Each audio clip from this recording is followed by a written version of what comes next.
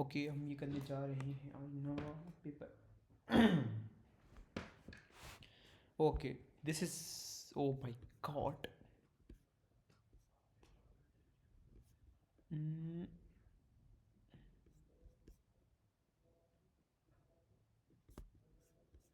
एक मैं चेक करता हूँ कैसा हो गया.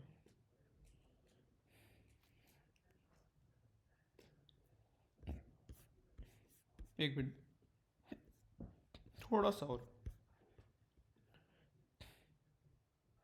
हाँ, अच्छा, और एक मिनट इसको सेट कर लो.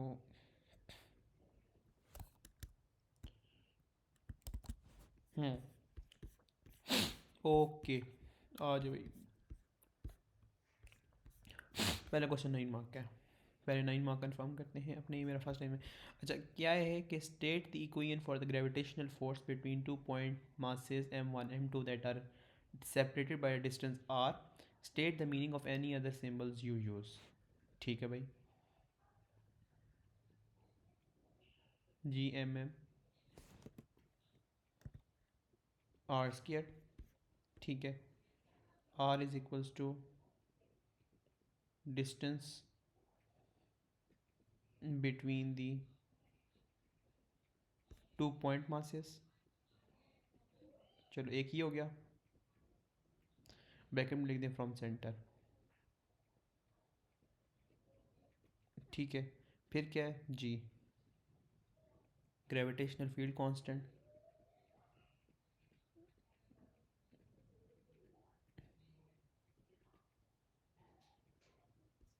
ठीक है. आई थिंक थोड़ा सा और स्कोर होना चाहिए.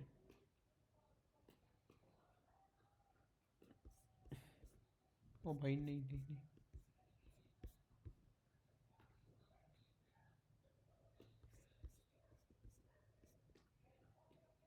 हम्म, थोड़ा सा और.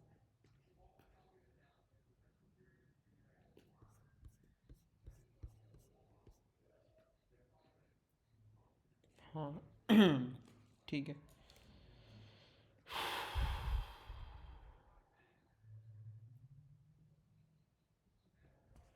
ठीक है. ये कोई और ये हमने एक्सप्लेन कर दी सिंबल्स इसके. अच्छा, कह रहा है a satellite is in a circular orbit of radius r around a mass m. Show that the period t of the orbitals is given by this, where k is a constant that depends on the value of m. Explain your reasoning. ठीक है. So for example हमने सबसे पहले करना है g M r square और centripetal force लगा लेते हैं एम आर ओमेगा स्क्र. ये एम कैंसिल. ये हो जाएगा g M r square r 2 pi upon t का स्क्र. ये हो गया g M r cube 4 pi square t square. अच्छा. क्या होना चाहिए? तो ये हो जाएगा नेक्स्ट स्टेप के अंदर टी स्क्र जी M 4 pi square R cube T square 4 pi square G M R cube. ठीक है. अब यहाँ पे हम डिफाइन कर देते हैं k is equals to 4 pi square ji m और यहाँ पे वापस सब्सटीट्यूट कर देते हैं के आर क्यूब. ये गंदी राइटिंग हो यार, एक सेकंड. हाँ, सही है. ये आपने शो कर दिया. Part c. Satellite is in a circular orbit with a period of this much. The mass of the earth is just. Calculate the radius of the orbit.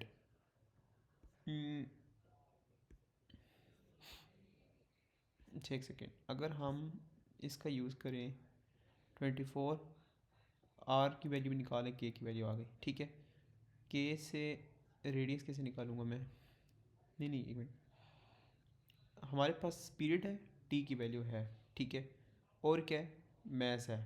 यानी हमारे पास मैस की वैल्यू भी है हमारे पास, यानी के की वैल्यू भी. हाँ ठीक है, आसान हो जाएगा. ओके. सबसे पहले हम क्या करते हैं कि के निकालते हैं. 4 पाई स्क्र GM। अच्छा, के 4 पाई स्केयर 6.67 10 की पावर -11 होना चाहिए, याद हल्की हल्की हो रही है या फिर भी एक बार पेपर में देख लेना कि वैल्यू डिफरेंटली ना हो, पता लगे ये गलत याद की थी। अच्छा, मैथ्स दिया हुआ शुक्र है। कैवरेज भाई बड़ी चीज़ हो सकता है, मैथ्स भी ना देता, कहता खुद से अंदाज़ा लगाया, आपको याद करके है, बल्कि थोड़ा सा करता है ये अच्छा खासा किस्म का। ओके, अब मैं करता हूँ के की value 4 pi square divided by 6.67 10 की पावर -11 6 10 की पावर 24। हाँ, ये आ रहा है मेरे पास, वैल्यू आ जाती है 9.86। ठीक हो गया। अब हमने क्या करना है, टी स्केयर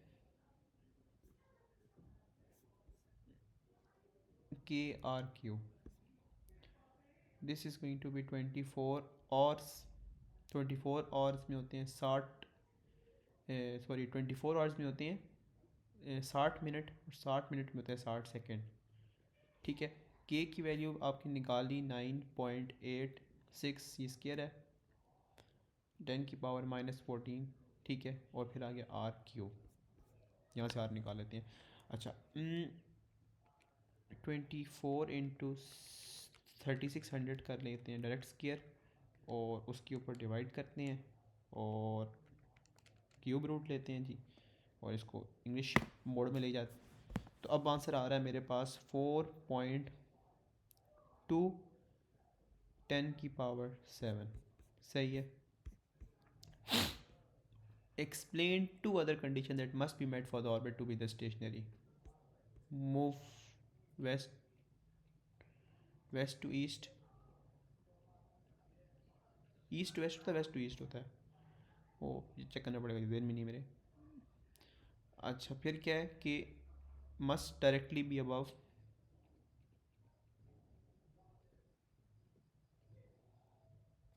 बी अबव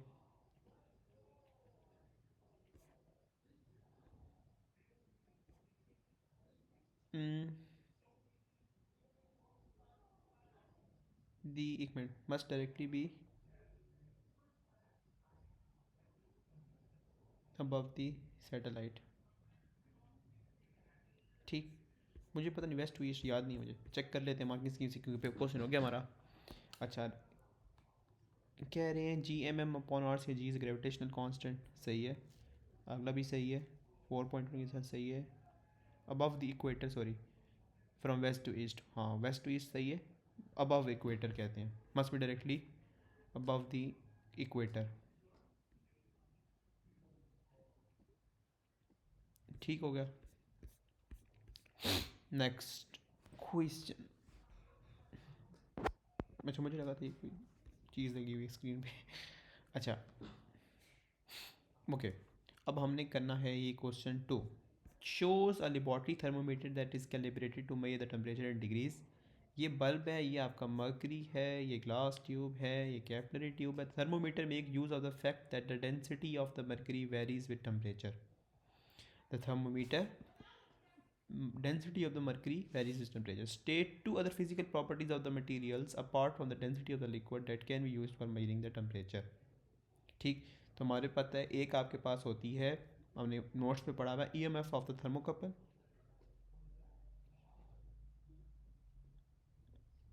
ठीक है, EMF of the thermocouple, resistance of a metal होता था, राइट।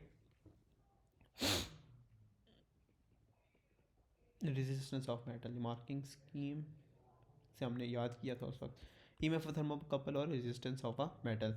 Oh my God. अच्छा, कह रहे thermometer is initially at 23 degree Celsius as shown in figure 2.1। It is use to measure the temperature of an insulated beaker of water that is at 37.4 degree Celsius.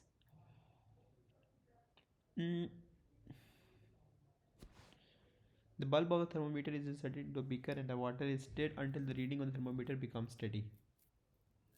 अच्छा, thermometer की initial reading इतनी थी और temperature of insulated water that is that इसकी इतनी थी, ठीक है। The mass of the water the mass of the water is this, the mass of the mercury is this, the specific heat capacity of water this, specific mercury this, the glass of the thermometer and the beaker containing can be considered to have a negligible heat capacity, the final steady temperature indicated by the thermometer in the water। ठीक है जी। अच्छा, यहाँ पे हो जाएगा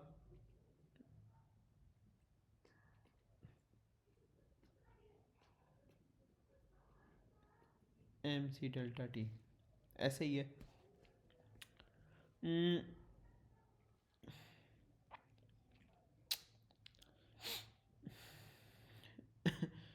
ठीक है, ये आपके पास हीट प्रोवाइड हो रही है ऐसे ही। सो अब आपके पास हो रही होगी, हम्म, एक minute let me think,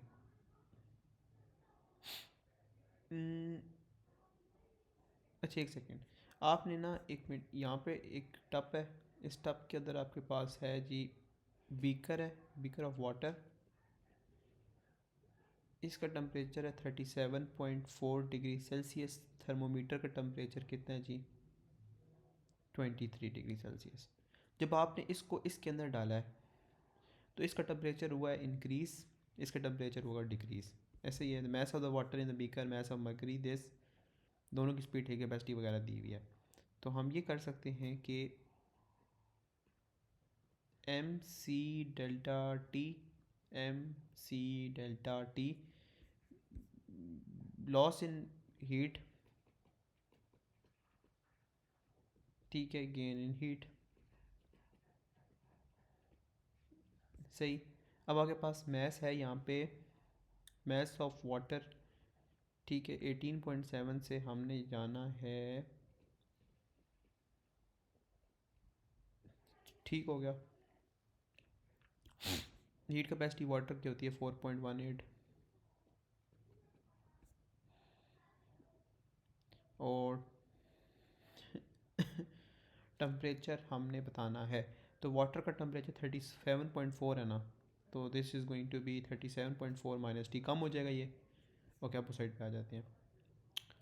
maths कितना है आपका 6.94 थाउजेंड, हीट कैपेसिटी कितनी है आपके पास 0.140, और डेल्टा टेम्परेचर टी कितना है आपके पास टी, और आपके पास आपका थर्मोमीटर का कितना था 23, ठीक है। ओके, यहाँ से ये थाउजेंड कैंसिल आउट हो जाएंगे। ओके, अब इसको करते हैं सिंप्लीफाई, 18.7 इंटू 4.18 इन, ठीक है, 37.4, नहीं नहीं, बल्कि काम करते हैं, इसको पहले रखते हैं फिर उस साइड से डिवाइड कर लेते हैं। ये आ जाएगा आपके पास 78.166,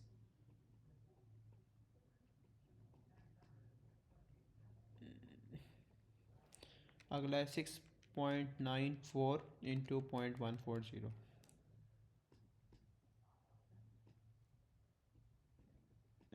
ठीक है,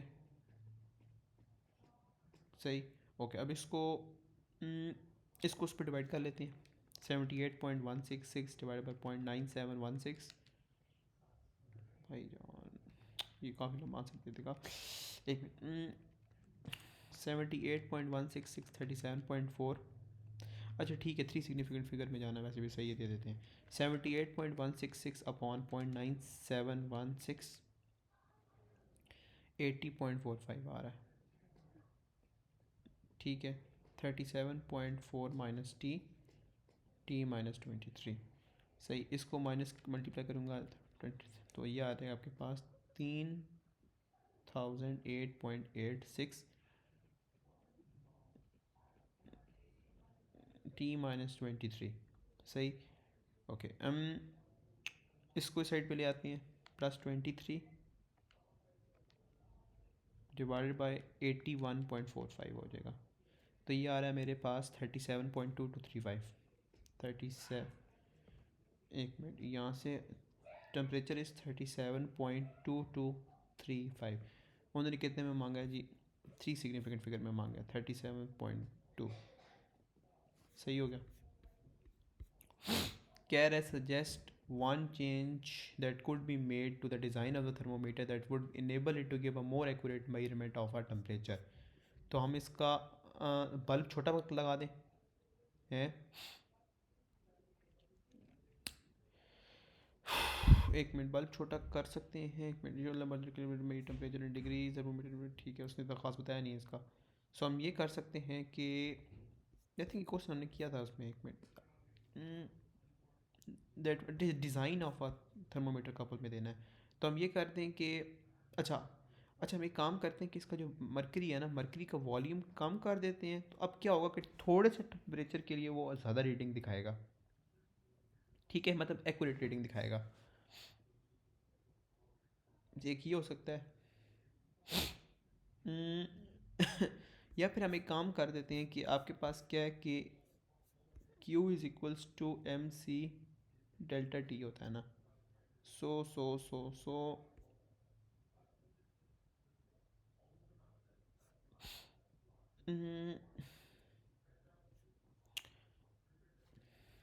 thermometer dynamic temperature may be determined by the behavioral type of a substance for which the T is proportional to the product of pressure and volume। NRT sorry ideal gas है, ठीक है, ये तो आसान है। वो सो करते हैं, explain why thermometer does not provide a direct measurement of the thermodynamic temperature. ठीक, तो आपको पता होना चाहिए जो ज़ीरो आपके पास होता है ना, absolute zero,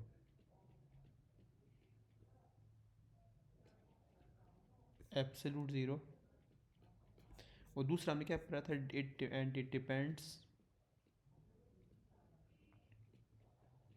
on the thermometric properties, it depends on the thermometric thermometric properties of the real substance। ये सारा हमने किया है उसमें नोट्स में, क्वेश्चन में कैसे रिपीटेड है। 0 degree Celsius is not absolute zero, depend on the thermometric property of a real substance। ठीक है, one change that could be made to the design of the thermometer that would enable it to give more accurate measurement of the temperature।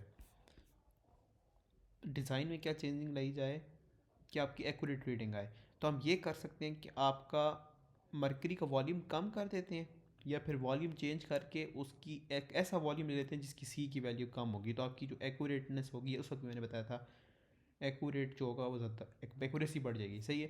So make use of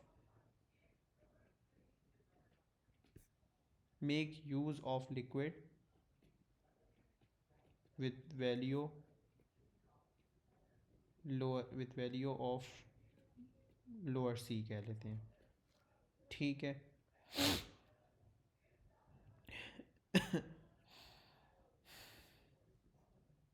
सही,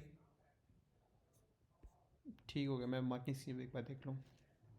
अच्छा जी, marking scheme कहती है resistance of a metal, लिखा है कहीं, हाँ, resistance of a metal, volume of a gas at constant pressure. जी मैंने ये नहीं लिखा, लेकिन हमने लिखा है ई एम एफ थर्मोकपल, सही है। 37.2 परफेक्ट। फिर कह रहा है कि use a liquid with a lower heat capacity than mercury. तो हमने ठीक है, तो हमने लिखा है कि लोअर सी होना चाहिए, सही है। Use a smaller mass of mercury, smaller mass of mercury, smaller volume of mercury, I think दोनों सही होंगे। जो हमने शुरू में मैंने बात की थी वो भी सही होगा। 0 degree Celsius depends on the properties of a real substance, it depends on the thermometric properties of a real substance, ठीक है। और 0 degree Celsius not absolute zero, ये भी सही है। और आइडियल गैस, परफेक्ट, सही, आसान। अच्छा, आगे आ जाए। कह रहा है question 3, an object is suspended from a spring that is attach to a fixed point is shown in figure 3.1। ये ऑसिलेट करेगा, इक्विलिब्रियम पोजीशन है, फिक्स्ड पॉइंट है, स्प्रिंग का इस्तेमाल है। और the object oscillates vertically with simple harmonic motion that is equal equilibrium. आसान,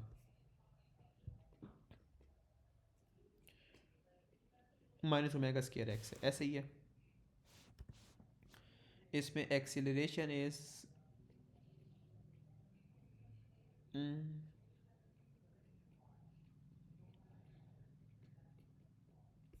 is proportional to displacement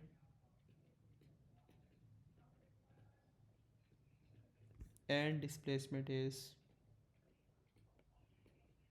उसने कहा था मीनिंग बता दें, तो displacement x is opposite to acceleration.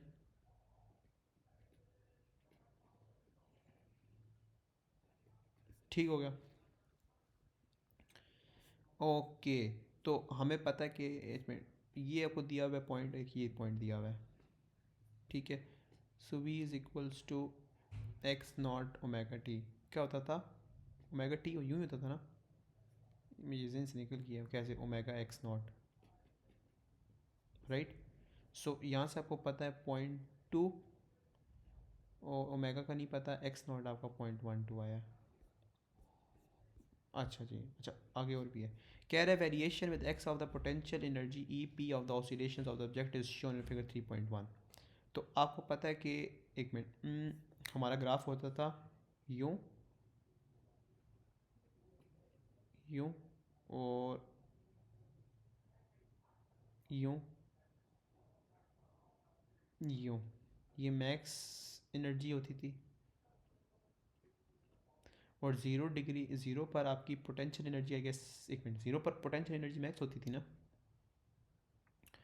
नहीं, ये पोटेंशियल एनर्जी का था ना, है ना? और 0 पर काइनेटिक एनर्जी होती थी, आई गेस। अच्छा, मैटर नहीं करता, आई गेस। यहाँ पे कह रहे determine the amplitude x not of the oscillations, ठीक। एम्पलीट्यूड एम्पलीट्यूड एम्पलीट्यूड यहाँ पे हमने 0.12 निकाल लिया। कह रहे हैं angular frequency of the oscillation is this much, ठीक। तो अभी हम क्या कर सकते हैं,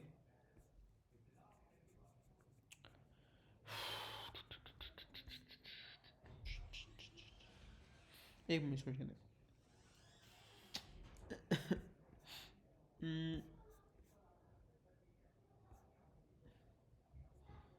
देख, मुझे चेक करने दें ये कैसे आएगा। 0.2 0.12, एक मिनट,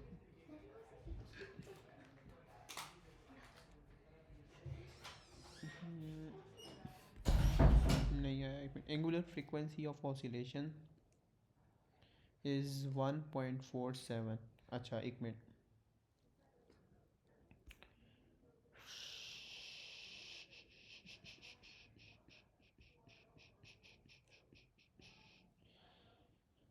हम्म,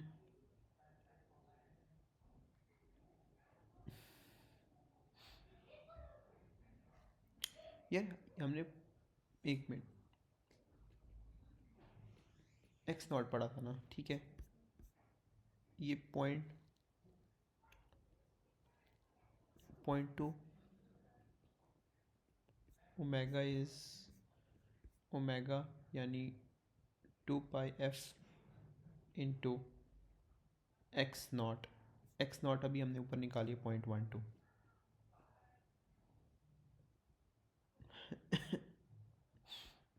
एक मिनट यार, हम्म, अच्छा अच्छा, एक सेकेंड, ये आई थिंक नहीं इस्तेमाल करेंगे हम, एक और इस्तेमाल कर सकते हैं, क्योंकि अच्छा मैंने कैलकुलेटर से चेक किया था, आंसर डिफरेंट आ रहा था। अच्छा, एक और फार्मूला हमने पढ़ा था, नहीं नहीं, एक वो पढ़ा था, v is equals two plus minus x का स्केयर, ऐसे ही था। तो अब आपके पास है मैक्सिमम v कितना, आपके पास 0.2 है, ओमेगा इज़ 2, ओमेगा निकालना है हमने बेसिकली, और आपका एम्पलीट्यूड कितना है, 0.12 का स्केयर।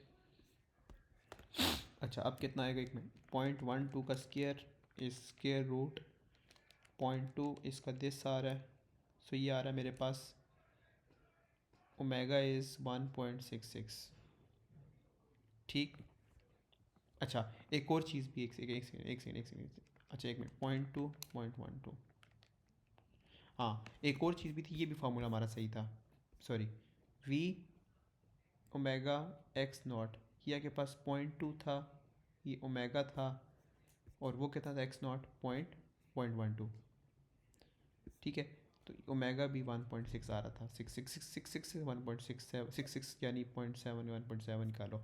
अच्छा ये कितना था, रेडियन पर सेकेंड। अच्छा एक और चीज़ है कि जो मैंने बतानी है कि क्या बताने लगा था,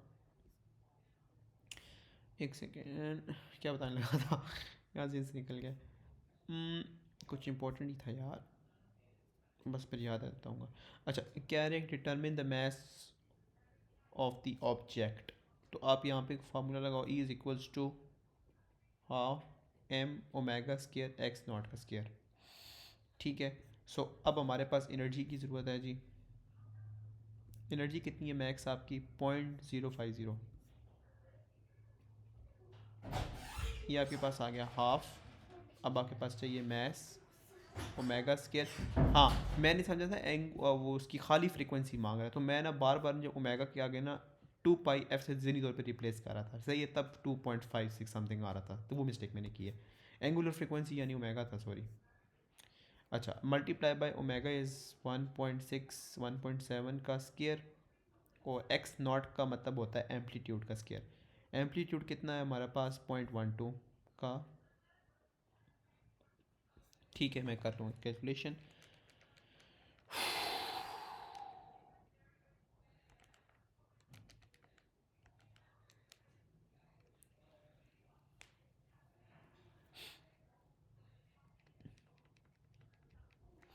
0502 डिवाइड बाय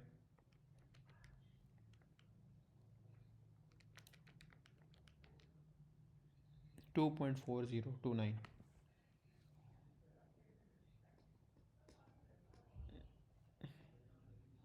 ठीक है, अच्छा जी 2.40। ओके मैं मार्किंग स्कीम से अभी नहीं ख़त्म हुआ। कह रहे हैं क्या बताएं कि the oscillations of the object are no lightly damp, what is meant by the damping,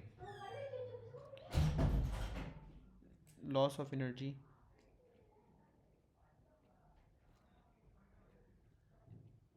due to friction कह लो, यहाँ पे क्या सीन है यहाँ पे, हाँ ड्यू टू फ्रिक्शन कह लेते हैं, सही है। Assume that damping does not change the angular frequency of oscillations. Sketch the v, x और y with the amplitude of oscillation 0.060। अच्छा एंगुलर फ्रीक्वेंसी नहीं चेंज की, ओमेगा सेम रखा है। With the variations of x, sketch with the variation of x of v, x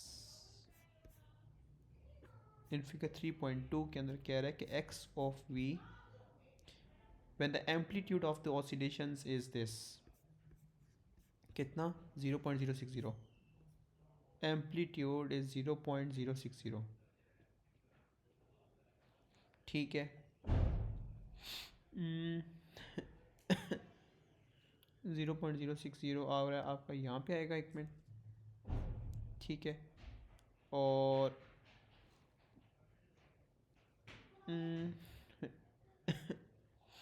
अच्छा 0.060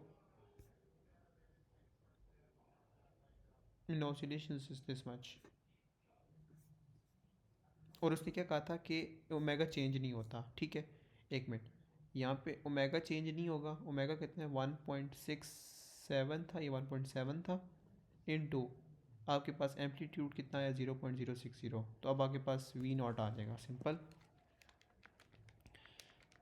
तो ये आ रहा है मेरे पास 0.10 मतलब 0.102 आ रहा है।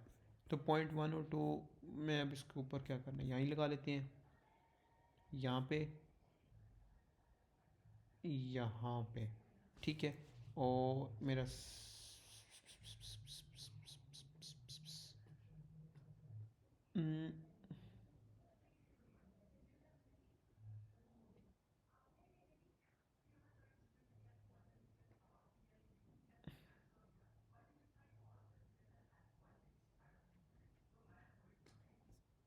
ठीक है इसको थोड़ा सा सही है, इस तरह की एक चीज़ बनानी थी। अब मैं मार्किंग स्कीम से कंफर्म कर लूँ एक बार। कह रहे हैं जी एक्सेलरेशन, डिस्प्लेसमेंट, एंगुलर फ्रीक्वेंसी, हर चीज़ को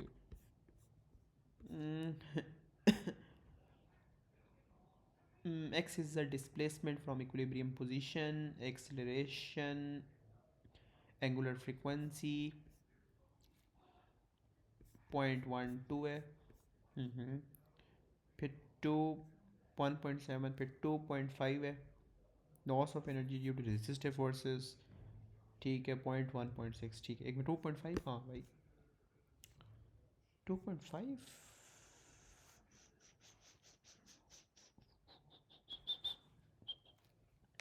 एक में 1.7 का स्केयर, 0.12 का स्केयर, 0.050 अपॉन स्केयर 2.40 आ रहा है।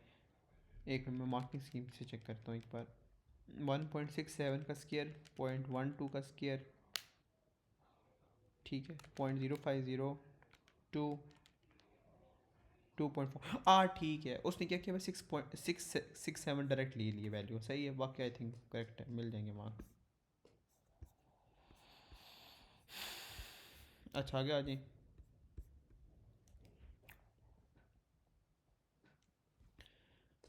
क्वेश्चन नंबर 4 है, what is indicated by the direction of the electric field line. Electric field line आपके पास होती है, इससे क्या चीज़ पता लगती है, डायरेक्शन ऑफ फोर्स का पता लगता है, ठीक है।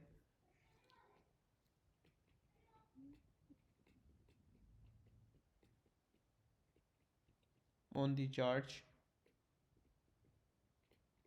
सही है।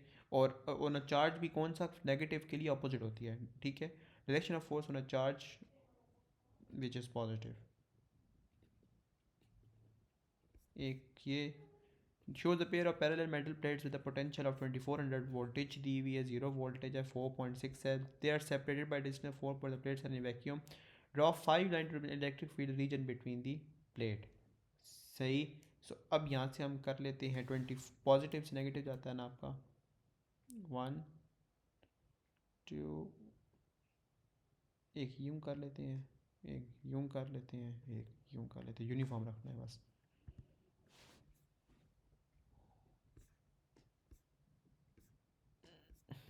ठीक हो गया। कह रहे calculate the strength of the electric field between the plates, v upon d, voltage कितना है 2400, वो कितना है 4.6 10 की पावर -2, सही। तो ये आ रहा है मेरे पास 24/4.6 10 की पावर -2 इज 5.52 इंटू 10 की पावर 3, या फिर 5.2 10 की पावर 4 लिखने की बात है। अच्छा, प्रोटॉन बाईजान दाखिल किए, enter the region between the plates, सही है। The proton is deflected by the electric field, ठीक है। सो यूं यूं यूं, एक मिनट अपने आप को क्लियर करने के लिए, ये आपके पास फील्ड लाइंस है, ये आपके पास प्रोटॉन है। Draw a line to show the path of the proton as it moves through and out of the region of electric field, ठीक, ओके। ये से आपके पास प्रोटॉन है, पॉजिटिव चार्ज है, तो ये ऑफ कोर्स इस साइड पे नहीं जाएगा।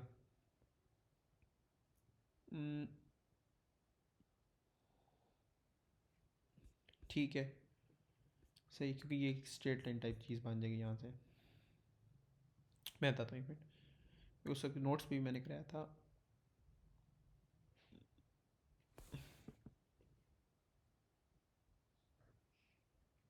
ठीक हो गया, इस तरह बनता है, सही पाथ।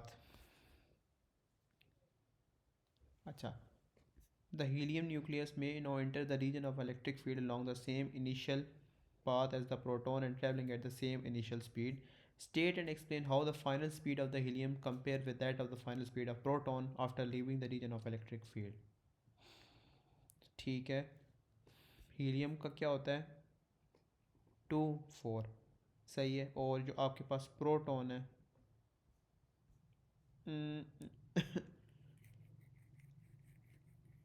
एक सेकेंड,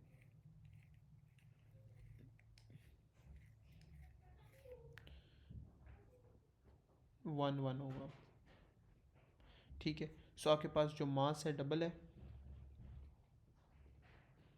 और जो आपके पास चार्ज है वो 4 है, ऐसा ही है। अच्छा एक second, explain how the final speed of the helium compares with the final speed of the proton after leaving the region, ठीक है। अच्छा इससे मुझे क्या समझ आई है, v q half m v square होता है, सही है। अच्छा यहाँ से आपको पता है कि स्पीड निकालनी है, स्पीड, ठीक है। स्पीड को बना लेते हैं सब्जेक्ट, तो ये 2 v क्यू अपॉन होगा एम हो जाएगा, ऐसे ही है, ओके। यहाँ से आपको पता है कि आपके पास जो मैस, एक मिनट, जो मैस है ना आपके पास, एक मिनट, चार्ज आपका 4 टाइम्स ज़्यादा है, मैस आपका 2 गुना ज़्यादा है, ठीक है। सो ओवरऑल आपके पास स्पीड क्या आएगी, ज़्यादा आएगी, राइट, ठीक। और एक मिनट,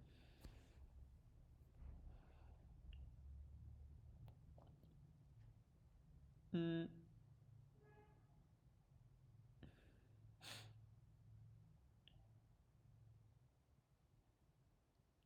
हम्म, हम्म, हम्म, ये मुझे शक है इसमें, एक मिनट मुझे दिमाग लगाने दे।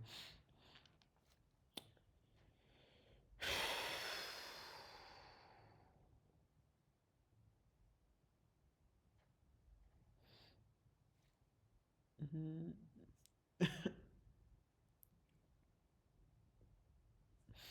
अच्छा एक मिनट, आई थिंक ये यहाँ पे ये चीज़ लगेगी नहीं।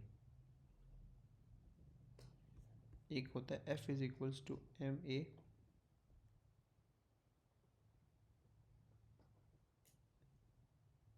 ये भी नहीं होना चाहिए। यहाँ पे कौन सा फॉर्मूला लगेगा,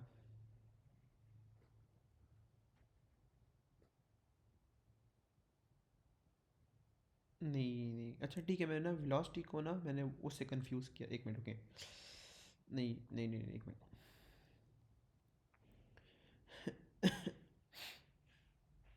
हम्म,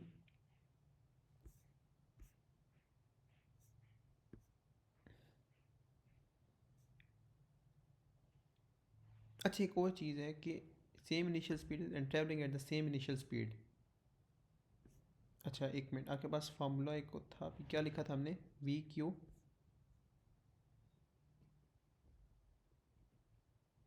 ठीक है। ये आपके पास बेसिकली फाई है, इलेक्ट्रिक पोटेंशियल है, सही है। सो इसका मतलब है कि ई डी,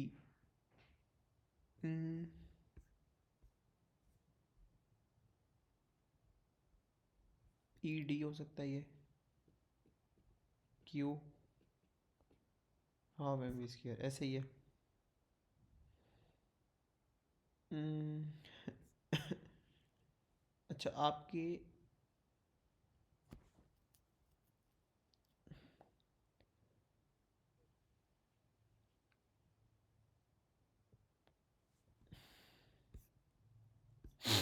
हम्म, अच्छा एक और आइडिया भी है, q is proportional to v का स्क्वायर, ठीक है। और provided that mass is constant, हम,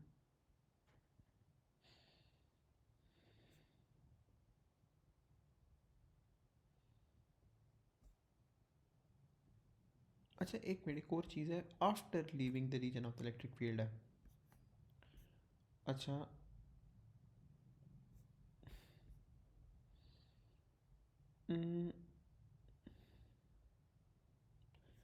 ओके, अच्छा ऐसा भी नहीं हो सकता, प्रोवाइडेड मास कांस्टेंट तो नहीं है इसका, अच्छा एक minute, q upon m is equal to v square, ठीक है। अच्छा मैंने एक चीज़ करनी है, एक, अब मेरे पास क्या है कि, अच्छा मैं इनकी ना निकाल लेता हूँ, पोटेंशियल तो मेरे पास इनका है ही नहीं, अच्छा एक सेकंड, फिर भी एक मिनट आइडिया लगाते हैं क्यू इज़ 116 माइनस 19।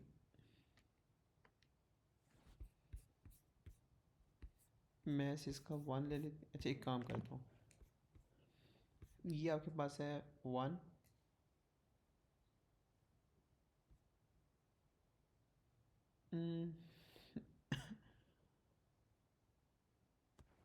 एक मिनट, 1, वैसे ये 4 अपॉन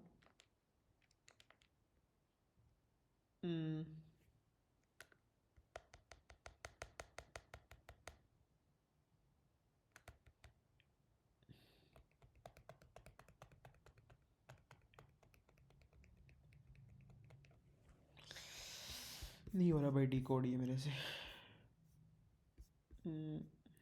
अच्छा मैं मार्किंग स्कीम एक बार देख लूँ। क्वेश्चन नंबर 4 का direction field line indicates direction of force on a positive charge, one positive line perpendicular to the plate starting with one plate and finishing on the other, 5 straight line perpendicular to plate between the plate uniformly uniform arrow zone। ठीक है, 5.2 10 की power 4 सही है। कह रहे smooth curve in region of field and straight line, हाँ ठीक है। Direction of deflection shown on downward in region of field, सही। अच्छा एक मिनट, यहाँ पे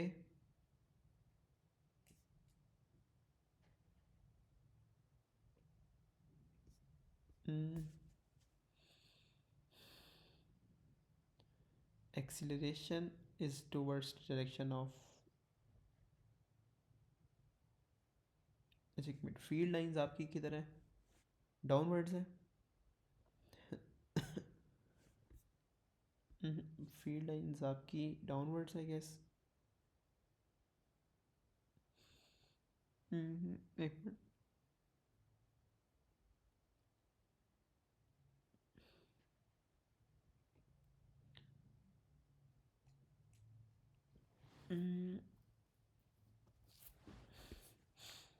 अच्छा कह रहे हैं लास्ट है helium nucleus has double the charge but 4 times the mass. अच्छा एक मिनट, डबल द, एक सेकंड मैंने मिस्टेक क्या किया, और डबल द, यार sorry sorry sorry sorry, dub 4u double the charge है, ऐसा ही है। अच्छा अब मेरे पास ये कोई हमने बनाई थी, अच्छा मैं इसको करता हूँ एक बार। अच्छा एक मिनट, अच्छा वैसे अगर मैं फॉर एग्जांपल इसको 1 1 ले लूँ, ठीक है, तो आपके पास वेलोसिटी आ जाएगी 1। अब अगर मैं इसके अंदर 4 यानी आपके पास ऊपर 2 नीचे 4 और वी स्केयर करूँ, 2/4 का, तो आपके पास 0.70 आ रही है स्पीड, ठीक हो गया। सो अब हमने ये वाला कॉन्सेप्ट यहाँ एक्सप्लेन करना है कि स्पीड की कम हो जाएगी, हीलियम स्पीड डिक्रीजेस, एक तो ये हो गया। अच्छा और क्या कर सकता हूँ मैं, मार्टिन सी कहती है कि ये भी बता दें, पहले velocity parallel to the plate, acceleration perpendicular to the plate, ठीक है, एक्सेलरेशन वेलोसिटी परपेंडिकुलर, ये भी मार्किंग स्कीम कहती है, बताएं। ठीक, या बड़ी इंपॉर्टेंट डिटेल है ये। मैं यहाँ पे मार्क्स लूज कर गया, यहाँ पे आएंगे 9। नेक्स्ट कह रहा है question 5, the capacitor capacitance of 470 माइक्रोफेरेड्स is connected to a battery of EMF 24 volts. The two-way switch is initially at point X. P and Q are identical long straight wires. अच्छा दोनों का 5.6 5.6 है। These wires are placed near to parallel to each wire. Q is connected to voltmeter. At time t is equal to H, S is moved to Y. Discharges through P. Calculate the charge Q naught of the capacitor time t is equals to O. Q is equals to CV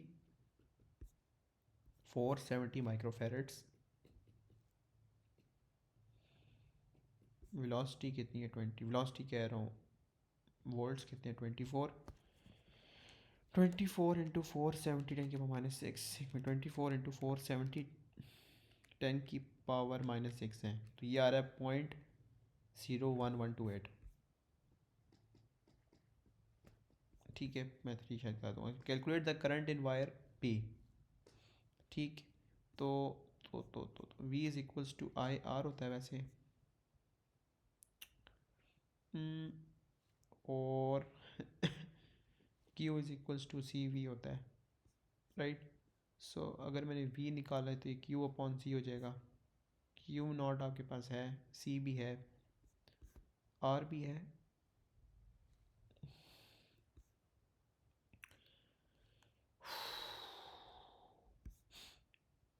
अच्छा, current निकालना है ना, we upon are हो जाएगा।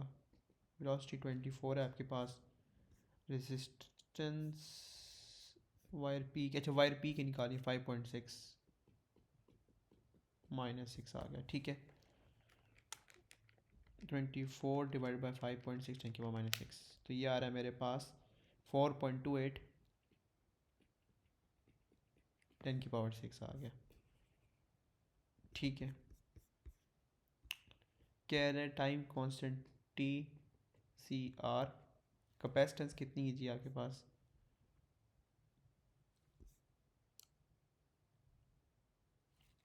एक minute एक minute एक minute एक मिनट एक मिनट, ये तो किलो में लिखा हुआ है।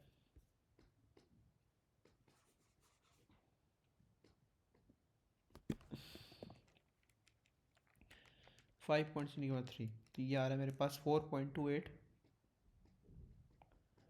-3, सही है। ओके, टी कैपेसिटेंस कितनी है आपके पास? दिस 5.6 है आपके पास है 10 की पावर 3, और रेजिस्टेंस कितनी है?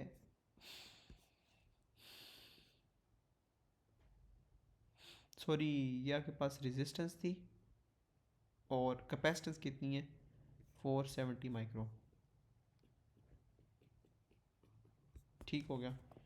तो ये आएगा मेरे पास 5.6 10 की पावर 3, 470 10 की पावर -6, 2.632,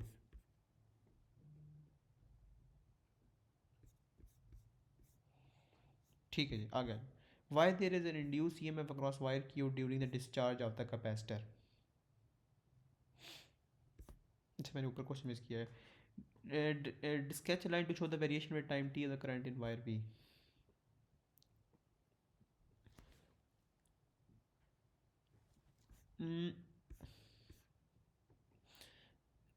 एक मिनट, variation with time, variation with T of the current, एक मिनट, with T of the current I in wire P as the capacitor discharges.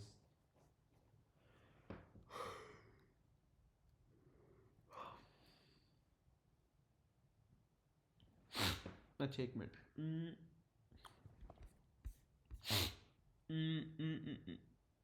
अच्छा, आपके पास टाइम की ज़्यादा होते होते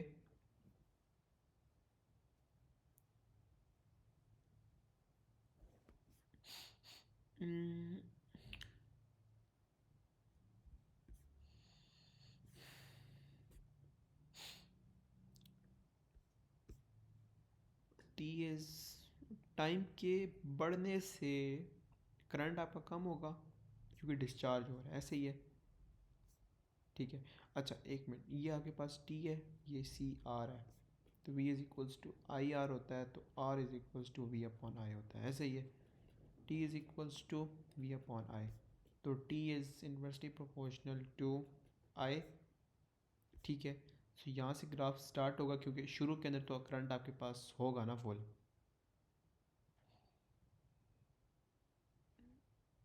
यूं करके आ जाएगा ग्राफिक, शुरू में तो करंट होगा ना, फिर आपका क्या कहते हैं, टाइम के बढ़ने से करंट कम होता जाएगा। Why there is induce EMF across wire Q during the discharge of the capacitor, ठीक। कल भी हमने इस तरह का एक क्वेश्चन किया था, बल्कि परसों, कि आपके पास फील्ड, आपके पास क्या है कि इसकी अपनी मैग्नेटिक फील्ड होगी, ये उसकी फील्ड के अंदर आ रहा होगा, सही है। सो क्या लिखेंगे, वायर क्यू develops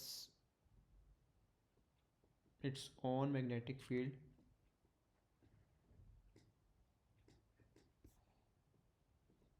ठीक है, due to the change in magnetic flux, EMF is induced. ठीक है. Okay. Sketch the to show the variation with the voltmeter T. ठीक. आपके पास variation with the T of the voltmeter V.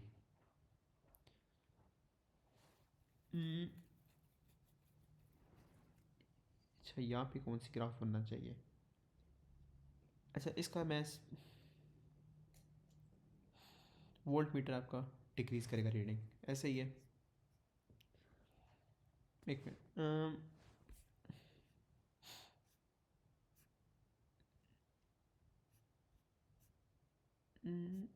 ये check करें. एक minute, एक minute. हाँ, ये इस तरह ही होगा. एक और भी ग्राफ होता था, हम पढ़ते थे v का, E is equals to we upon t का, जिसके अंदर हम क्या करते थे, जब v का ग्राफ आता था वो भी इस तरह का ही आता है. ठीक है, दो की सेम याद कर लें. ये क्वेश्चन इतने आसान नहीं है, ये A2 का पेपर है, सारी बात है. Sketch shows a thin of semi-conducting material used in a Hall probe. The current I is passed through the slice in a direction of current. अच्छा, यहाँ पे क्या है कि आपके पास क्या हो रहा है, ये करंट जा रहा है आपका. ठीक है, अब फील्ड लाइन का इसने नहीं बताया कहाँ से आ रही है. The slice is placed in a uniform magnetic flux density V so that its two faces are perpendicular to the magnetic field. The Hall voltage is developed between P, Q. अच्छा, किस में की है? P, Q, X, W में आपके पास एक आई है.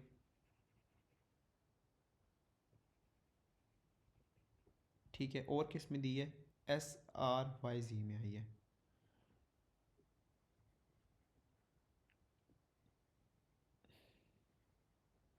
ठीक हो गया. अच्छा, अगर तो आपके पास यूँ आई है, तो अब वो पूछ रही है कि identify the faces that are perpendicular to the magnetic field. अच्छा. अच्छा, अब भी आपके पास अगर फॉर एग्जांपल कहाँ से मैग्नेटिक फील्ड आनी चाहिए, यहाँ से अगर ऊपर से आती है तो कहाँ पे जाएगी? एक सेकेंड. तो वैसे करंट आपका ऊपर जा रहा है. ठीक है, ओके. फोर्स आपकी कहाँ लगनी चाहिए बेसिकली? एक मिनट. अगर ये ऊपर से आ रहा था, एक मिनट, फील्ड लाइन ऊपर से आ रही थी, करंट आपका यूँ आ रहा था. फॉर एग्जांपल अगर आपके पास ये फोर्स लग रही थी, ठीक है, तो यहाँ पे आपके पास इलेक्ट्रॉन आए होंगे. ठीक है. अच्छा, ये क्या कहना चाह रहा है? That are perpendicular to the magnetic field. Let's say अगर आपके पास ऊपर से आ रहा था, तो मैग्नेटिक आपके पास कौन कौन से हिस्से हैं जो आपके पास परपेंडिकुलर होंगे?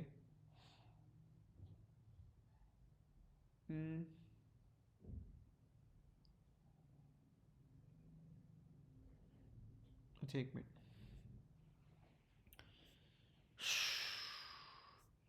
पी क्यू एक्स, एक minute, P Q x W और एस आर वाई जी के अंदर कैसे आएगा?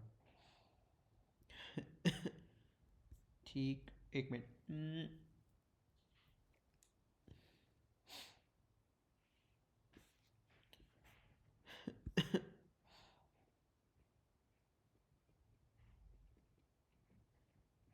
force is perpendicular to field and current. ठीक है. electric field is developed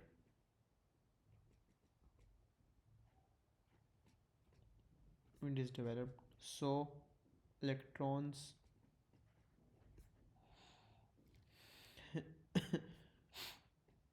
are moved to one side. ठीक है. सो एक minute, force is develop field in, तो एक minute, field magnetic field is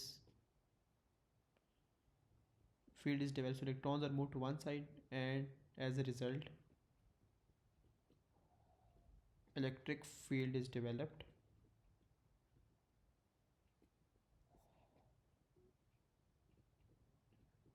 ठीक है, और all voltage becomes steady when both fields cancels out each other।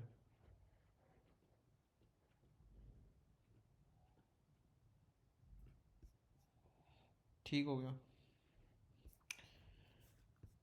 एक minute, मुझे स्टिल जानना है यार, ये कैसे करना था। That faces are perpendicular to the magnetic field. अच्छा, अगर आपके पास ना ऊपर से यूं करके के पास आई है, फील्ड आई है, मैग्नेटिक फील्ड आई है फॉर एग्जांपल, ठीक है, सो इसके परपेंडिकुलर क्या है, यूं है और यूं है, सही। सो बेसिकली, एक मिनट, नहीं, ये आपके पास है, एक मिनट, ठीक है, यूं है और यूं है, यूं है, यूं है, ठीक है। इसके परपेंडिकुलर आपके पास, एक मिनट, ये साइड होगी एक, ये साइड होगी, ठीक है, और नीचे वाली साइड होगी, सही। क्योंकि ये वाली साइड में तो आपका करंट पास इन कर है ना, तो ये क्या आ जाएगा, पी क्यू आर एस, ठीक है, पी क्यू आर एस, और नीचे आ जाएगा डब्ल्यू एक्स वाई जी।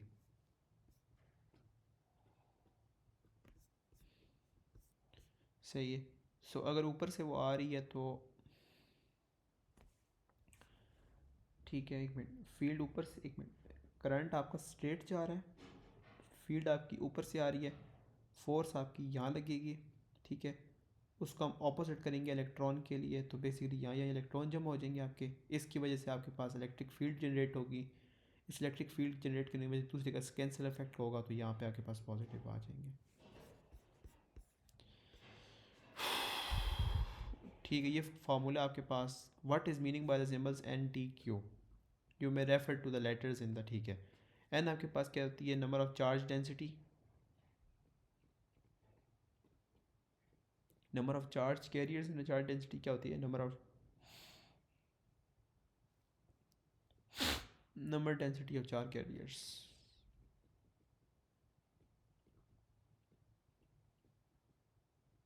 ठीक है, ये ऐसे है। और टी क्या होती है, आपकी थिकनेस होती है,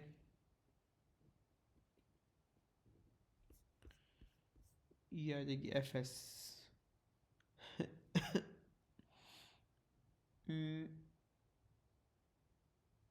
अच्छा, ये मैंने खुद लिखा है, एक मिनट, एस और जी हो सकता है, आर और वाई भी हो सकता है, और भी बड़ा कुछ हो सकता है, आर वाई, सही। Charge on E charge carrier,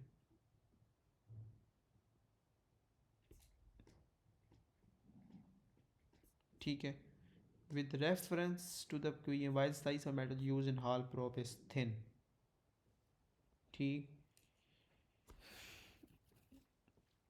V is, एक minute, V is equals to, कितना था उसका फार्मूला, क्या होता है हॉल वोल्टेज का, b i upon n T q होता है ना।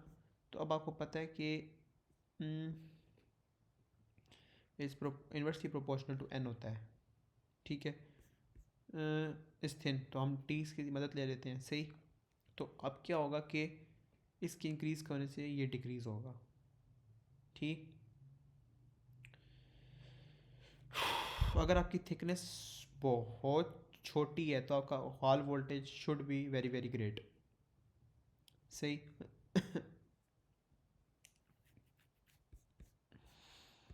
ओके, अब नेक्स्ट, ओके, आज अभी क्वेश्चन नंबर 7।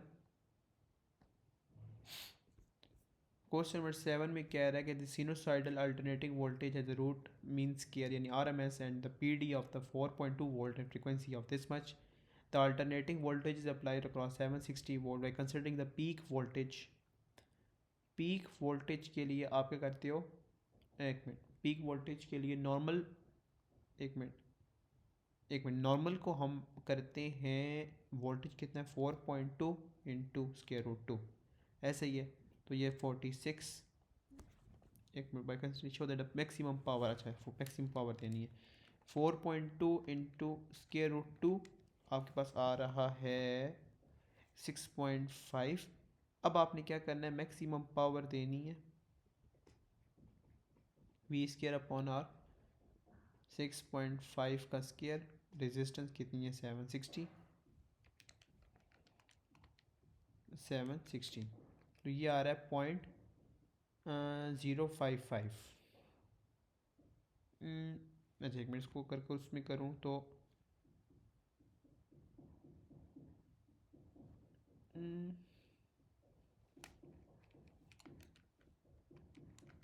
ना से गलत क्यों आ रहा है, अभी 5.9 आ रहा है, ठीक है अब सही है, सही, ये 5.9, ठीक है। यानी 5, ये पेपर में भी मिस्टेक हो जाए ना बस, गया बंदा। 760, ये आ रहा जी 45 आ गया, 45.8 मिली वाट, तो ये 46 मिली वाट हो जाएगा, सही है। Draw the smooth curve to show the power dissipated in the resistance between t is equals to 0, t is equals to 40 microsecond, assume p is equals to 0 when t is equals to 0। So पहला point यहाँ पे आएगा, peak power अभी हमने निकाली है 46। अच्छा उसका एक और चीज़ मिसिंग है, टाइम पीरियड बताना था। अच्छा 50 किलो हर्ट्ज़ है, ठीक है। 51/50 इज़ बेसिकली 0.02, ठीक, 0.02, तो ये हो जाएगा 46। एक मिनट, 46 कहाँ पे आएगा, 50 माइनस 50/20, ठीक है, 46/this, तो 18.4 बॉक्सेस होने चाहिए। ये हो जाएगा 10, 18.4 यहाँ समथिंग आएगा। पावर तो हर चीज़ पॉजिटिव रहेगी, ठीक है।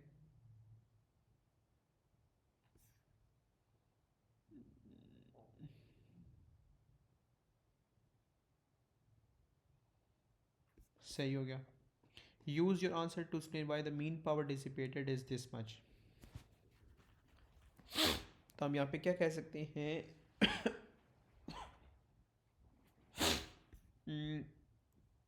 यहाँ पे इसका हाफ कितना होगा 46 का, 46/23, ठीक है। द ग्राफ इज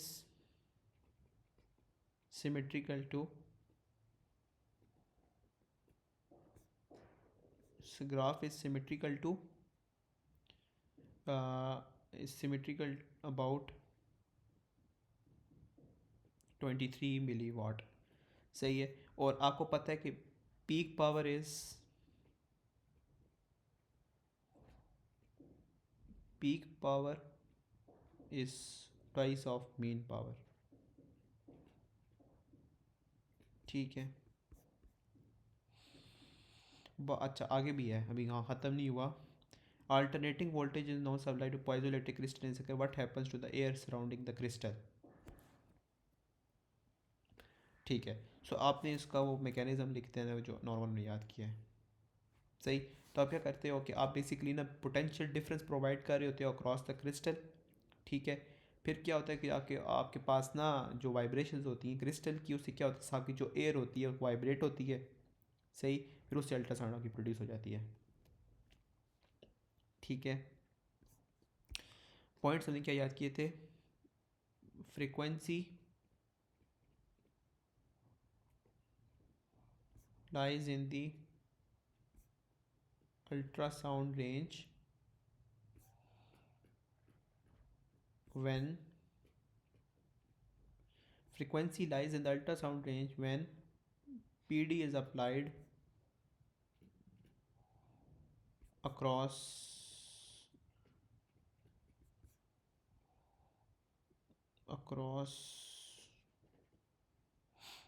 यार अक्रॉस की स्पेलिंग क्या होते थे, एक मिनट, हाँ ए सी एक आता है। Across crystal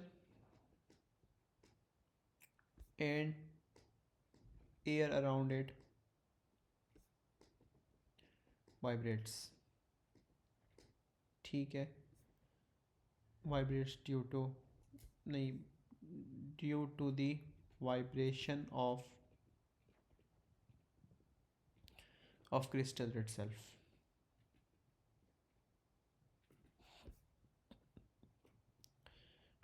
Mm.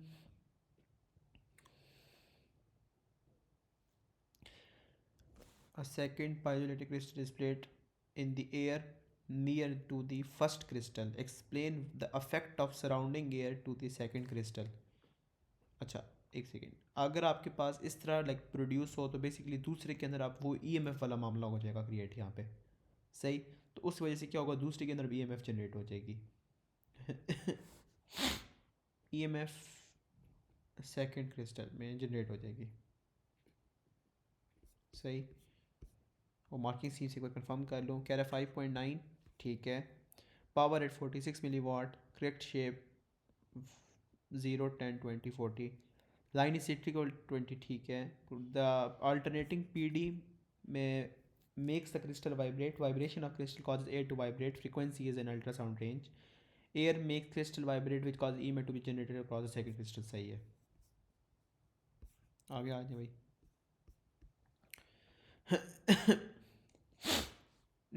अच्छा, कह रहा है question number 8, what is meant by the work function energy of a metal.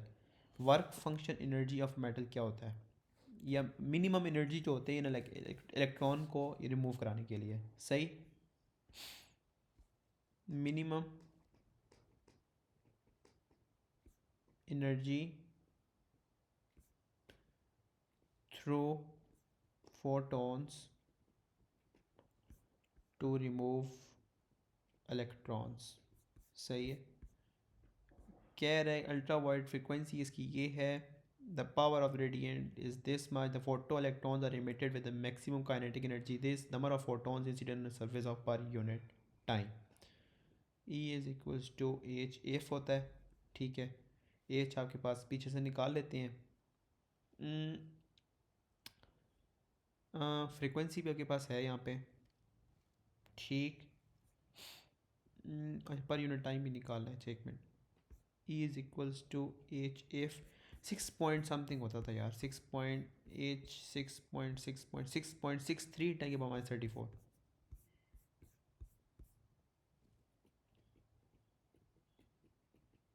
-34, frequency आपकी 1.36 10 की पावर 15, ऐसे ही है। एक मिनट, अच्छा एक मिनट, ये इसकी एनर्जी आ जाएगी 6.63 10 की पावर -34 इंटू 1.36 10 की पावर 15, 6.63 10 की पावर -34 इंटू 1.36 10 की पावर 15, ठीक है। सो हाँ, अब आपके पास आंसर आ रहा है यहाँ पे 9.0168 10 की पावर -28। सही, ओके। अब कह रहे हैं नंबर पर यूनिट टाइम द और पावर। अच्छा एक मिनट, एक मिनट, पावर क्या होती थी, एक मिनट,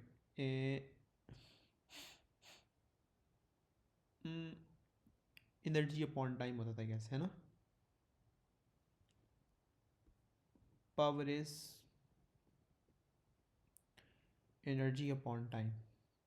सही, सो अब आपके पास है, एक मिनट,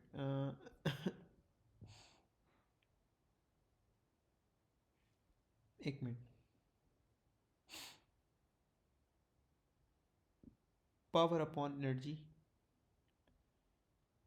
एक सेकेंड एक सेकेंड एक सेकेंड एक सेकेंड एक सेकेंड,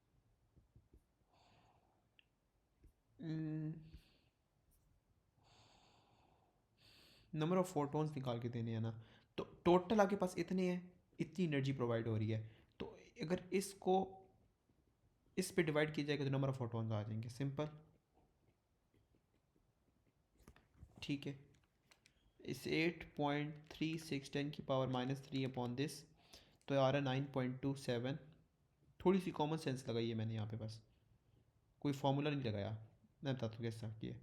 अच्छा, ये टोटल एनर्जी आपकी आ रही है किसके थ्रू आ रही है? टोटल फोटॉन्स की आ रही है, इतनी पावर प्रोड्यूस हो रही है। तो इस पावर को इस पे डिवाइड करोगे तो number of per unit time आ जाएंगे। कह रहा है calculate the work function energy of the five of a metal. Work function energy निकाल के दें इसका, ठीक है। सो आपके पास क्या होता है ई, और ये आपके पास एनर्जी प्रोवाइड होती है टू फोटॉन्स, सही। और उसके अंदर आपके पास प्रोड्यूस होती है वर्क फंक्शन एनर्जी भी, ठीक। Work function energy. सो उसमें से जब आपके पास, एक मिनट एक मिनट एक मिनट,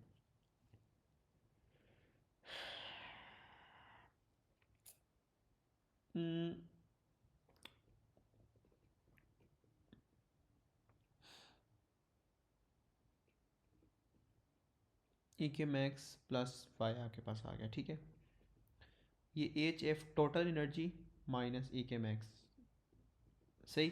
सो अब आपके पास एच एफ जो आ जाएगा, एक मिनट, फ्रीक्वेंसी गिवन है, ठीक है। सो बेसिकली अब क्या होने वाला है, वर्क फंक्शन एनर्जी निकालनी है ना, 6.63 × 10⁻³ फ्रीक्वेंसी कितनी है जी, 1.36 × 10⁻15,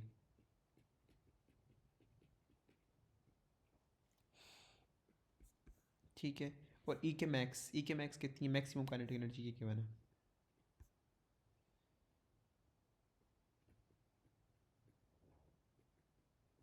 सही। सो आपके पास फाइव आ जाएगा 6.63 × 10⁻³ माइनस 3.09 10⁻⁹ आ रहा है। तो ये आ रहा है 5.9268, 5.9268 10⁻⁹। Okay, the frequency of the radiation incident on surface is एक मिनट। अच्छा, ये फार्मूला याद कर लें, ठीक है, बल्कि ये भी नहीं, ये वाला कर लें, सही है। सो बेसिकली आपके पास ये जो एच एफ आती है, ये आपके पास, एक मिनट, हाँ, ये आपके पास नॉर्मल आपके पास एनर्जी आती है जो आप कैलकुलेट करते हो, सही। और ये वो एनर्जी होती है जो मैक्स एनर्जी होती है आपकी, सही, जो फोटॉन्स के ज़रिए आएगा एक मिनट नहीं, जैसे एक मिनट, इसकी ना हमने किया था, निकाल लेते हैं एक सेकेंड। अने वहाँ भी नहीं करना चाहिए, एक मिनट। फॉर्मूला लिस्ट यहाँ शायद हो,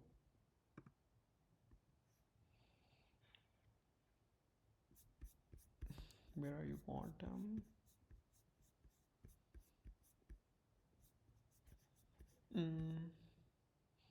यहाँ किया था ना, हाँ, एच एफ नॉट ई के मैक्स यहाँ लिखा हुआ है, लेकिन सर ने एक्सप्लेन नहीं किया क्वांटम यहाँ पे, एक मिनट।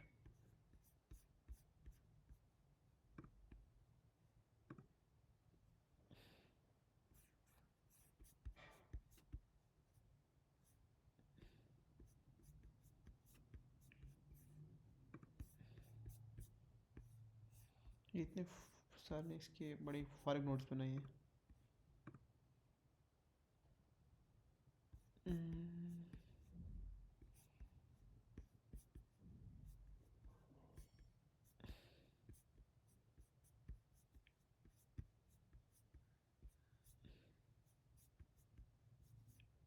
हाँ, ये था कि, हाँ, ई के max is equals to energy of photon minus work function energy.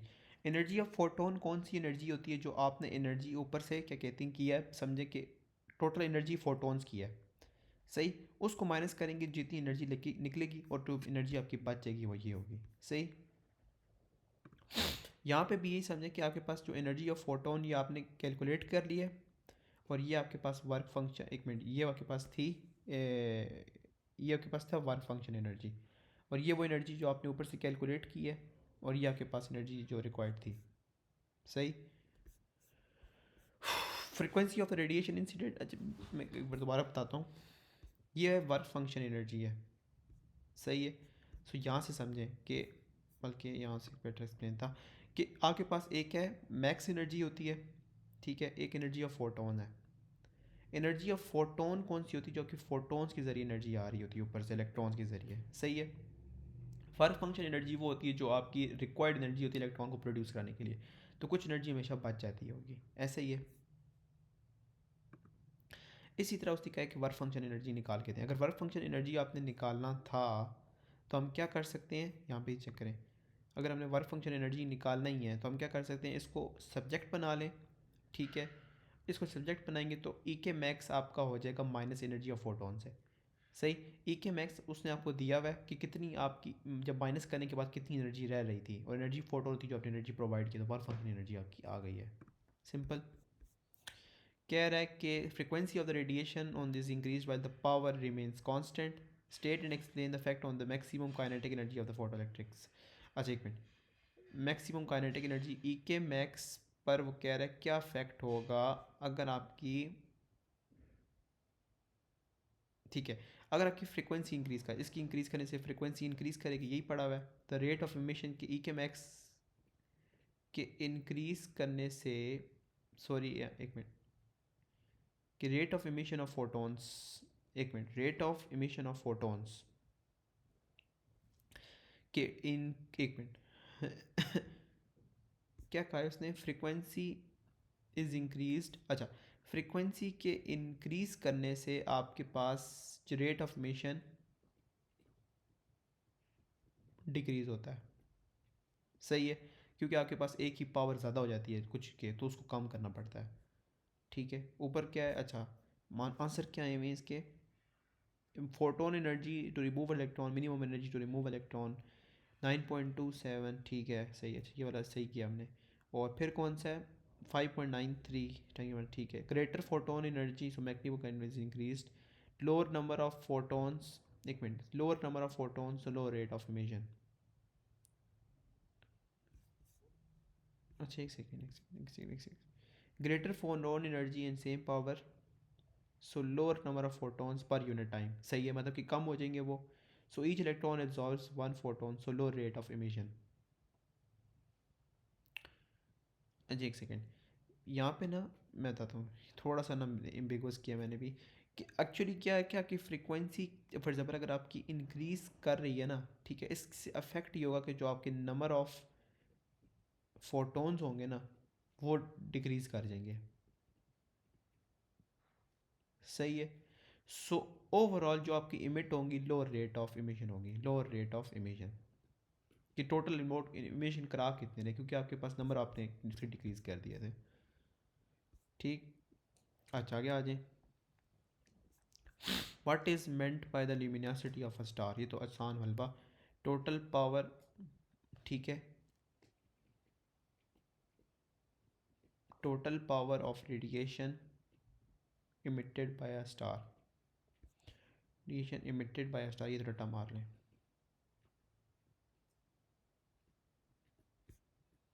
Total power of radiation emitted by a star, कह रहे the star is the constellation in the measure of this much meter from earth and has a luminosity of this, the surface temperature this, calculate the radiant flux intensity of radiation from star observed from the earth, give your answer, radiant flux density बताएं, ठीक। radiant flux density के लिए क्या होता है, 4 pi d square, luminosity किधर है जी, 9.86 10⁻²7, 4 पाई और डी स्केयर, अच्छा ऊपर की वाला डिस्टेंस 8.14 10⁻16 का स्केयर, 10⁻27, एक मिनट 27 आ रहा है, ये आ जाएगा 4 पाई 8.14 10⁻16 का स्केयर, ये आ रहा है मेरे पास 1.184, और ये आ जाता है आसान है WM-2। कह रहा है कि determine the radius of a star,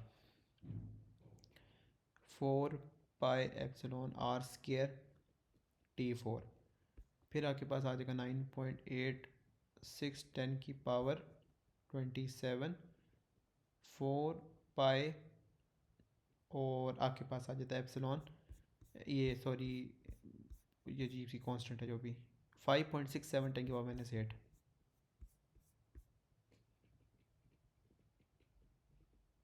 ठीक हो गया। रेडियस का ये टी की पावर 4 कितना 998 पावर 4 9.86 10 की पावर 27 4 बाई 5.67 10 की पावर माइनस 8 9830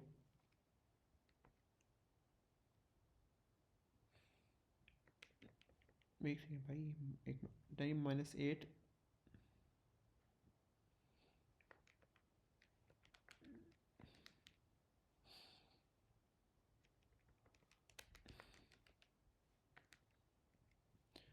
4 बाई 5.67 10 की पावर माइनस 8 9830 का स्केयर 4 पावर के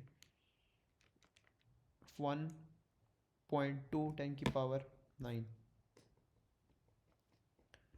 ठीक हो गया। Explain how surface temperature distribution में be determined from the wavelength spectrum. ठीक है।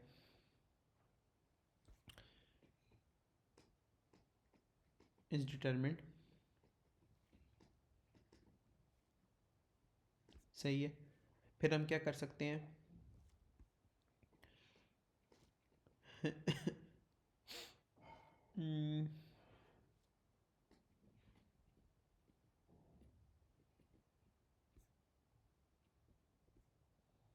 Of non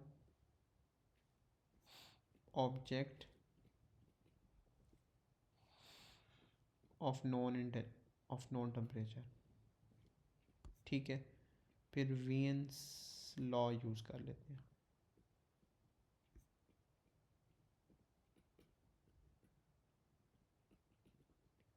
T2 T1 simple. अच्छा, लास्ट क्वेश्चन रह गया जी, जल्दी जल्दी करते हैं। Carbon 15 is an isotope of carbon that undergoes radiative decay of this much. What is the stable isotope of nitrogen? Radiative decay is both random and spontaneous. What is meant by the random? अच्छा, random ये होता है कि कब वो decay करेगा हम बता नहीं सकते। स्पॉन्टेनियस होता है, अफेक्ट नहीं होता एक्सटर्नल प्रेशर से, not affected by external pressure, external factors. ठीक है। can't be predicted when nucleus will decay।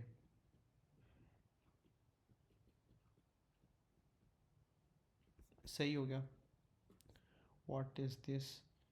A sample of carbon 15, mass of carbon 15 sample decreases with time, shows the variation with this ln की ये power है। demonstrate radiation is a random। और straight line भी वो कह रहा है बना के दें। ठीक है, नो स्ट्रेट लाइन। ठीक है, बना दी स्ट्रेट लाइन भी। show that decay constant of carbon 15 by the magnitude of gradient is this much। uh,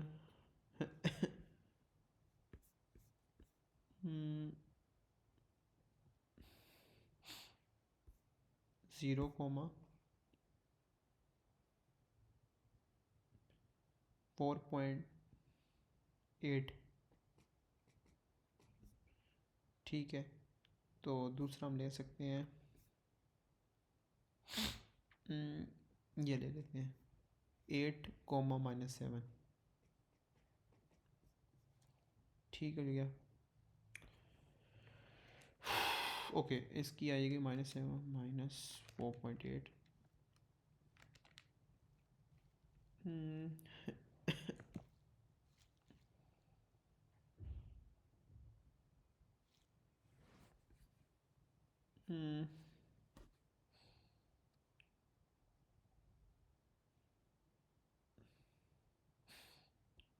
-0.28 -0.275 तो -0.28 आपके पास आ रहा है ग्रेडियंट। एलन का कभी भी पावर नहीं दबा मिले थे। Can be determined by give your answer to this. The decay constant is given by the magnitude of the gradient of the line B second part.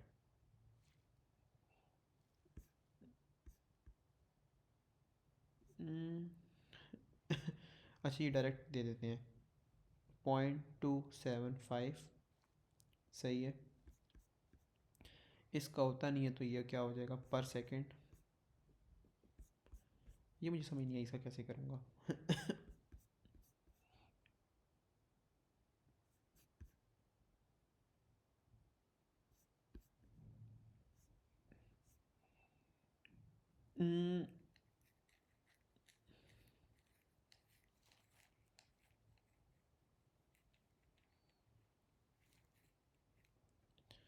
अच्छा एम दिया हुआ है ना उसने सो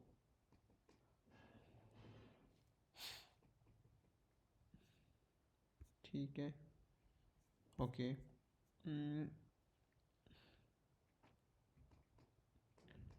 M not minus pi T ऐसे ही है। तो एल एन आपके पास ये वाली जो चीज़ है ये आपके पास एल एन एम इस तरह नहीं है। अच्छा L N M not minus pi T आ जाएगा ठीक है। सो ये आपके पास आ जाएगा Y M X plus C. So ये ग्रेडियंट सॉरी आपके पास जो एक्स की वैल्यू है वो एक मिनट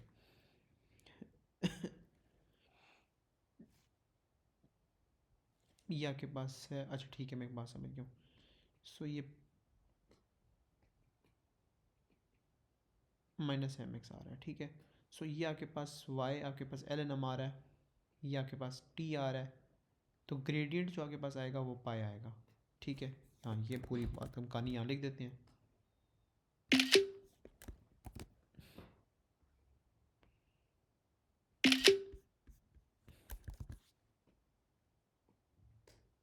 ठीक हो गया ओके। कह रहे use B fund confirm the half life बताएं। Half life is L N two होता है और 0.275 ये आपके पास आ रही है 2.52 सही हो गया। कह रहे देखो ये for decay can be written as this much state and explain the mass of the product must compare with the mass of carbon 15 nucleus.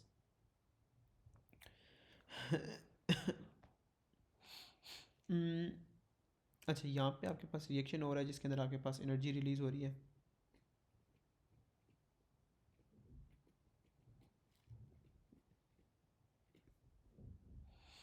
ठीक है तो अब आपके पास क्या होगा कि मास of the products must compare with एक मिनट इसका मास कम हुआ होगा क्योंकि आपके पास होता है ना E is equal to M C square तो ये मास कम हुआ होगा एनर्जी आपकी रिलीज हुई होगी ऐसे ही है।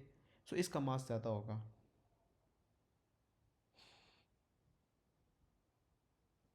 नहीं नहीं नहीं नहीं एक मिनट हाँ मैं बात समझ गया हूँ। एक मिनट अच्छा होता ही है कि आपके पास ना ये रिएक्टेंट है ये प्रोडक्ट है इस प्रोडक्ट का मास ज़्यादा होगा तो आपके पास एनर्जी रिलीज़ होगी सही है। इसके पास अब क्या हो जाएगा आपके पास एनर्जी रिलीज़ होगी तो अब आपके पास ये प्रोडक्ट्स बने हैं इन सब के मास के अंदर आपके पास हीट एनर्जी वगैरह भी होगी ना वो भी रिलीज़ होगी एनर्जी टोटल रिलीज़ हो रही है तो इसका जो प्रोडक्ट का मास है वो कम होगा इसके मास से ठीक है लेस देन रिएक्टेंट मास। ठीक है इसकी रीजनिंग मैंने बताई है कि ये जो आपके पास प्रोडक्ट है ना इसका जो मास होगा वो कम इसलिए होगा क्योंकि जब आपके पास रिएक्टेंट जब ने रिएक्शन किया रिएक्टेंट ने जिस तरीके से भी रिएक्शन किया है उसके अंदर उसका मास कम हुआ होगा तो उसकी एनर्जी रिलीज़ हुई थी इस वजह से। ठीक है ये हो गया पेपर एंड सही मैं इसको बस अपलोड कर देता हूँ।